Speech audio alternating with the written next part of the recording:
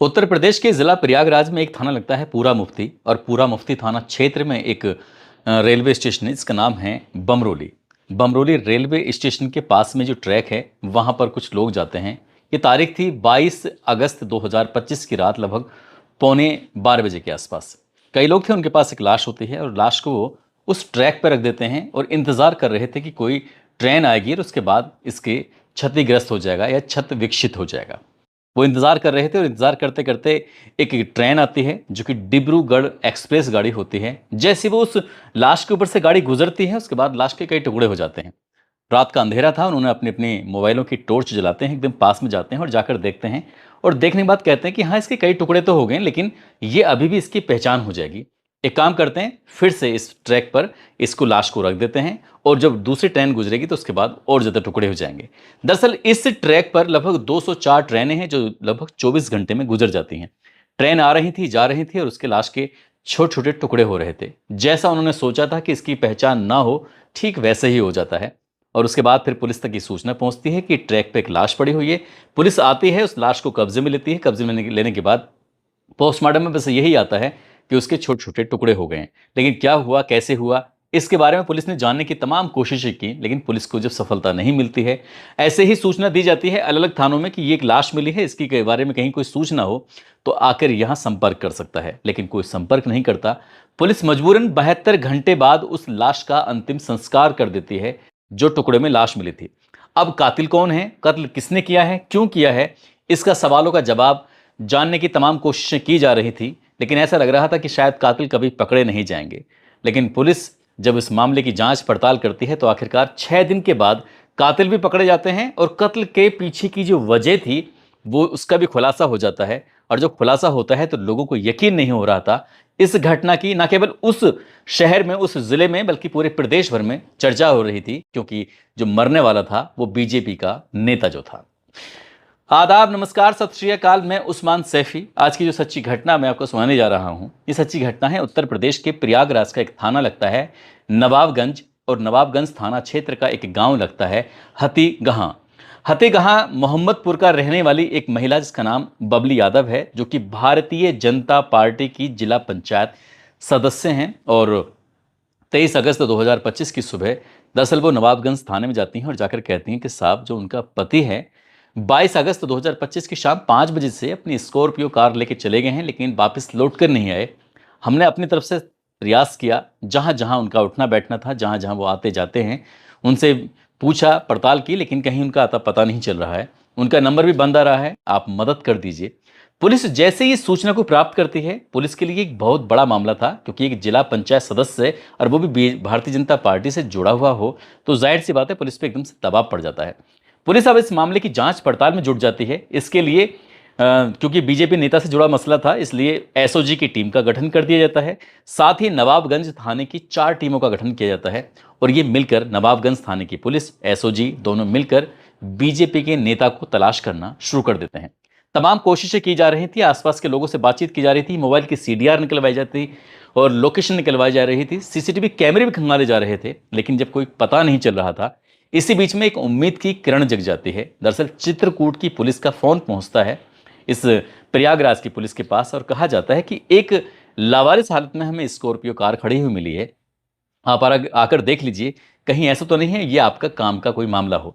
जैसे ही पुलिस को ये सूचना मिलती है, अब यहाँ से नवाबगंज की पुलिस, एसओजी, ये टीम वहाँ पहुँच जाती है। अब उस कार को देखा जाता है, इनकी स्कॉर्पियो को देखा जाता है, पड़ताल की जाती है। पता चलता है कि जिस व्यक्ति की तलाश की जा रही है, जो गुमशुदा हो गया है, लापता हो गया है, जो बीजेपी का नेता है और साथ ही पूर्व जिला पंचायत सदस्य भी रहा है, वर्तमान में उसकी पत्नी सदस्य है, दरअसल ये तो उसी की गाड़ी है।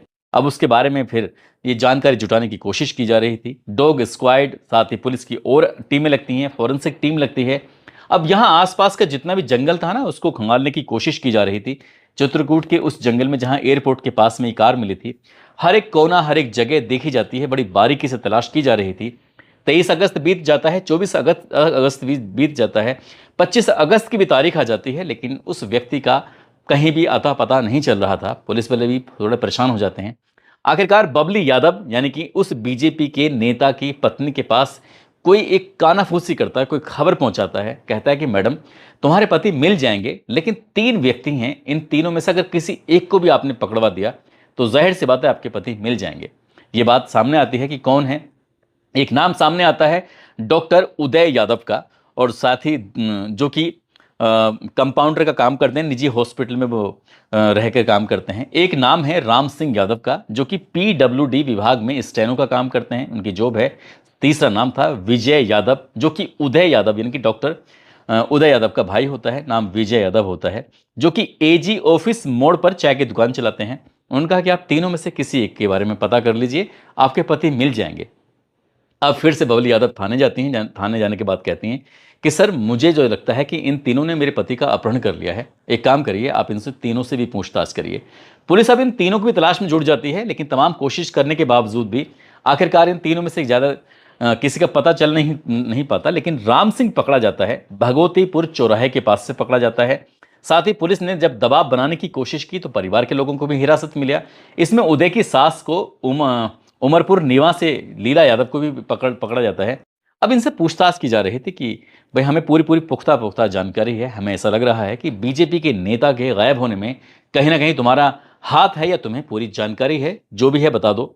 अब पुलिस ने अपने तरीके से सख्ती से जब पूछताछ करना शुरू किया है, तब जाकर कहानी निकल के सामने आती है। दरअसल राम सिंह कहता है कि ये जो नेता था ना, ये लंगोट का कच्चा था। जब ये इस तरह की बात आती है तो पुलिस वाले कहते हैं तमीज से बात करो, वो कहते हैं साहब मैं तमीज से ही बात कर रहा हूं। अब जब उसने कहानी सुनाना शुरू किया है तो कहानी कुछ इस तरह से आती है। जो डॉक्टर है, हालांकि वो है तो कंपाउंडर, लेकिन लोग उसे डॉक्टर के नाम से बुलाया करते हैं, नाम उदय यादव, डॉक्टर उदय यादव, और ये बीजेपी के जो नेता हैं रणधीर सिंह, इन दोनों की दोस्ती बहुत ज़्यादा गहरी हो जाती है। दोस्ती गहरी होने का सिर्फ एक ही कारण था, ये जिला पंचायत सदस्य जब थे उस वक्त और उनकी पत्नी जब बन जाती हैं तो इनका सोशल मीडिया का जो भी ये हैंडलिंग था वो उदय यादव के अपने हाथों में था, वो ही देखा करते थे।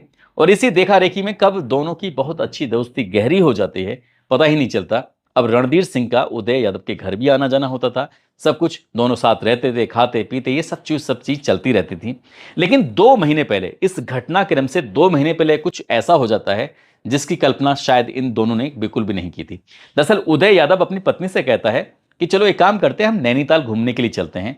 8 साल का उनका बेटा होता है, वो 8 साल के बेटे को भी नैनीताल लेके चल देते हैं। अब यहां से जब नैनीताल जाने वाली बात आती है, रणधीर सिंह का फोन आ जाता है। रणधीर सिंह कहते हैं कि भाई क्या बात है, कहाँ जा रहे हो? वो कहते हैं कि हम लोग नैनीताल जा रहे हैं, क्या तुम भी चलोगे? क्योंकि इसकी जो पत्नी है उदय सिंह की पत्नी का नाम है अंजलि यादव। अंजलि यादव ने इसे कहीं ना कहीं सूचना दे दी थी। जब सूचना दे दी थी तो ये भी साथ चलने लगता है।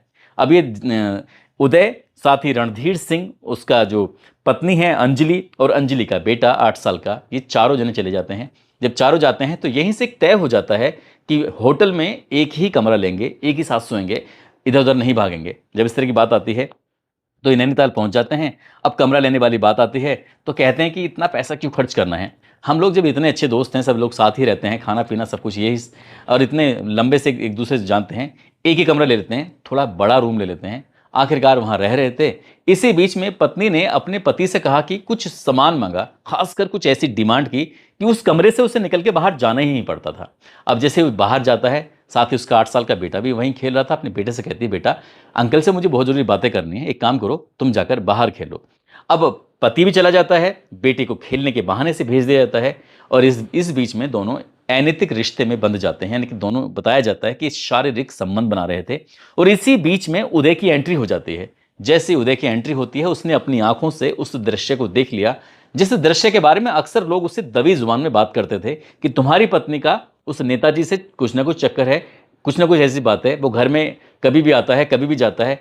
तो जब इस तरह की बात थी, अभी तक तो सिर्फ उसने सुना था, लेकिन उसने जब अपनी आंखों से देखा, उसे दुख हुआ, तकलीफ हुई। अब ये टूर था, उस टूर को छोड़ देते हैं। वो अपनी पत्नी को, अपने बेटे को लेकर सीधा अपने घर पहुंच जाते हैं। लेकिन वो खुद तो अपने घर आता है, पत्नी को घर लेकर नहीं जाता, बल्कि उसके मायके में जो धूमनगंज का एक गांव लगता है, उमरपुर नीवा, वहां पर उस पत्नी को छोड़ के आ जाता है। और ये बात अपनी सास को और साले को बता के आया था कि तुम्हारी जो बेटी है ना, किस तरह के गुल खिला रही है। इसी नाराजगी में आया था, वो अपने घर रुक जाता है। लेकिन हद तो तब हो जाती है जब अंजलि की रणधीर सिंह यादव से लगातार बात चल रही थी, कम्युनिकेशन चल रहा था। और ये बात कहीं ना कहीं पता चल जाती है इस उदयवीर सिंह को भी। और जब ये बात पता चल जाती है तो यहाँ तो इसने अपने भाई से भी जिक्र किया, वहाँ अपनी ससुराल में जिक्र किया। अब ससुराल में जिक्र करता है तो 11 जुलाई 2025 की तारीख आती है और पता चलता है कि अंजलि यादव की मौत हो चुकी है। मौत का कारण था जहर। अब जहर दिया गया है या उसने खुद लिया है, ये तो खैर पुलिस की जांच का विषय है, लेकिन ये बताया जाता है कि खुद ने और ससुराल वालों के साथ मिलकर एक कंबाइंड एक प्लान बनाया और अपनी पत्नी की उसने जहर देकर हत्या कर दी। ये तो खैर पुलिस की जांच के बाद स्पष्ट हो सकेगा, लेकिन फिलहाल तो यही कहा जा रहा है। पुलिस को कोई सूचना नहीं दी जाती है और उसके बाद अंतिम संस्कार कर दिया जाता है। अब यहां अपनी पत्नी को लेकर, उसकी बातों को लेकर, रणधीर सिंह को लेकर उदय के मन में लगातार गुस्सा पनप रहा था। उसे लग रहा था कि इसका बदला तो लेना ही लेना है, हर हाल में लेना है, क्योंकि रणधीर सिंह को भी ये बात पता चल चुकी थी। उसने होटल में ये सब कुछ देख लिया था, तो इन दोनों की दोस्ती होना तो मुश्किल काम था। लेकिन उदय ने अपने ही ये दोस्त और रिश्तेदार बताया जाता है राम सिंह, उसका सहारा लेता है, जो कि PWD में स्टेनो का जो जॉब कर रहा था, उससे बातचीत करता है। तो राम सिंह को तैयार किया जाता है। अब राम सिंह ने रणधीर सिंह से संपर्क बनाया और संपर्क बनाने के बाद ऐसी बातचीत का सिलसिला शुरू किया, एक ऐसी कहानी सुनाई। उसने कहा कि हमारा नाम राम सिंह है और अंजलि यादव को तो आप अच्छी तरह जानते होंगे। एक दौर ऐसा था कि हमारा उससे प्रेम प्रसंग चल रहा था, हम उससे शादी करना चाहते थे, लेकिन क्या करें, वो हमारी किस्मत में नहीं थी और उदय से उसकी शादी हो जाती है और मुझे इस बात का बहुत मलाल है। ये बात जब कहते हैं दुश्मन का दुश्मन दोस्त होता है, तो ऐसा लगने लगा रणधीर सिंह को जैसे कि ये उदय का दुश्मन है और ये अब अपना दोस्त बन गया है। लेकिन ये कहानी थी, ये एक ऐसा था कि उसको सिर्फ एक ट्रैप किया जा रहा था, उसको एक फंसाया जा रहा था। राम सिंह ने ऐसा जाल बिछाया कर वो जाल में आ जाता है, दोस्ती गहरी हो जाती है और ये प्लानिंग कर लेते हैं। और प्लानिंग करने के बाद उदय ने अपने भाई से, जो कि चाय की दुकान चलाता था, विजय, उससे बात की, अपने साले से बात की और सास से बात की। इस साले और सास ने मिलकर रवि पासी का और जय सिंह का इंतजाम किया और उन्होंने कहा कि हम 50,000 रुपये लेंगे, इस बॉडी को जहां भी तुम हत्या करोगे हम ठिकाने लगा देंगे। तारीख चुनी जाती है 22 अगस्त 2025 की। नवाबगंज बाजार के पास एक ढाबा होता है, वहां बैठकर आराम से खाना वाना खाते हैं और खाना खाने के बाद खूब सारी शराब पीते हैं। और शराब इसको, यानी कि रणधीर सिंह को, पूर्व जिला पंचायत सदस्य जो कि बबली यादव के पति, जो बीजेपी के नेता हैं, उनको जानबूझकर ज़्यादा मात्रा में शराब पिलाई जाती है। जब वो बेहोशी की हालत में हो जाते हैं, उसके बाद यहाँ से गाड़ी चलने लगती है और जो गाड़ी चल रही थी तभी कोई भारी वस्तु उनके सर में मारी जाती है और जो बेहोशी जैसे हालत में हो जाते हैं, उसके बाद उनकी गला दबाकर हत्या कर दी जाती है। लेकिन उदय का गुस्सा अभी भी शांत नहीं हो रहा था। उसे बार बार वो मरे हुए इंसान को जो पीछे पड़ा हुआ है गाड़ी में, उसको फिर भी मार रहा है, पीट रहा है, छेद रहा है और अपना गुस्सा जाहिर कर रहा है, क्योंकि ये सारी कहानी पुलिस को राम सिंह ने सुनाई थी। उसके बाद यहाँ से वो अलग जाते हैं। अलग जाने के बाद जो गाड़ी चल रही थी, इनका इरादा था कि इसको कहीं ठिकाने लगाते हैं, लेकिन रवि पासी और जय सिंह ने कहा कि इस लाश को हम अपने तरीके से ठिकाने लगाएंगे और ये बमरोली रेलवे स्टेशन के पास, ट्रैक के पास लेके जाते हैं। उन्हें पता था कि यहाँ से, इस ट्रैक से 24 घंटे में 204 ट्रेनें गुजरती हैं, जो एक्सप्रेस भी होती हैं और धीमे चलने वाली भी होती हैं। इस लाश के इतने टुकड़े हो जाएंगे कि कोई अंदाजा भी नहीं लगा पाएगा कि मरने का क्या कारण था। फिर भी उन्होंने एहतियात के तौर पर उसके चेहरे को किसी ईंट पत्थर से पूरी तरह से बिगाड़ दिया था, ताकि ऐसा ना हो कि इसके चेहरे की पहचान हो सके। और उसके बाद वो आराम से इत्मीनान से देख रहे थे। डिब्रूगढ़ एक्सप्रेस गाड़ी जब उस ट्रैक से गुजरती है तो वहाँ पर लाश रखी हुई थी और उसके कई टुकड़े हो जाते हैं, लेकिन उनको तसल्ली नहीं होती है। उसके बाद फिर से इंतजार किया जा रहा था कि और गाड़ी आएगी, उसके और टुकड़े होते हैं और जब उन्हें तसल्ली हो जाती है कि अब इसकी पहचान होना बहुत मुश्किल है, इसलिए वो वहाँ से निकल जाते हैं। रवि पासी और जय सिंह ये निकल जाते हैं, साथ ही जो तीन होते हैं, राम सिंह, विजय और जो उसका एक नौकर भी साथ में था, सुजीत, जिसका श्रीवास्तव जिसका नाम है। अब यहाँ से ये जब तीनों चारों निकलते हैं, इनका मकसद था कि हम चित्रकूट की जंगल की तरफ ये कार लेके जाएंगे और वहाँ जाने के बाद इसमें आग लगा देंगे। लेकिन जब ये गाड़ी एयरपोर्ट के पास पहुँचती है तो अचानक ये गाड़ी ख़राब हो जाती है और जैसे ही गाड़ी ख़राब होती है तो उसके बाद फिर ये वहीं छोड़ के उसको निकल जाते हैं। ये गाड़ी दूसरे दिन यानी कि 23 अगस्त को ही मिल जाती है। इस घटनाक्रम का खुलासा 28 अगस्त 2025 को हत्या के 6 दिन के बाद होता है, लेकिन लोगों को यकीन नहीं हो रहा था कि हत्या के पीछे की ये वजह है। बबली यादव ने तो यहां तक आरोप लगाया कि किसी बड़े नेता के कहने पर आकर ही हत्या की गई है, लेकिन वो बड़ा नेता कौन है कौन नहीं, उसके बारे में कोई जानकारी नहीं उन्होंने दी मीडिया को। साथ ही उन्होंने कहा कि जब इसकी उदय यादव की बहन की शादी होती है तो 2.5 लाख रुपए उधार लिया था।